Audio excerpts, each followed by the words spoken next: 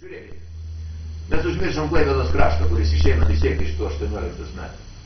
Antantė laiko Klaipėdą, iš esmės laukia, kol Lenkai susitvarkys su mumis, turbūt sutiksite, ne? Tai buvo Lenkų interesams dirbo. Lietuviai nepaklausė Antantės 23 metais. Ir pirmą kartą istorijoje atsiėmė Klaipėdą. Taip. Ir žiūrėkit, šiandieną mes kažkaip neminim tų datų. Nors va čia turėtų būti mūsų svajonių kūrimo vienas iš tikslų, ne?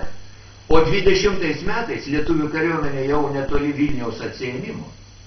Ir ta pati Antantė mums pasiūlo sustoti, sako, mes išspręsim už jūsų reikalus. No. Tautų sąjunga. No. Tautų sąjunga. Ir mes paklausom, ir Vilnių mes turėjome atsimti paskui iš rusų rankų. Aš tik noriu pasakyti, kad Klaipėdos krašto atsiėmimas, tai buvo pirmą kartą, kai mes nepaklausėm. Mums primetamų tam tikrus siūlymus iš vakarų. Bet šiandieną ir nėra šitos ideologijos, kuri buvo tada.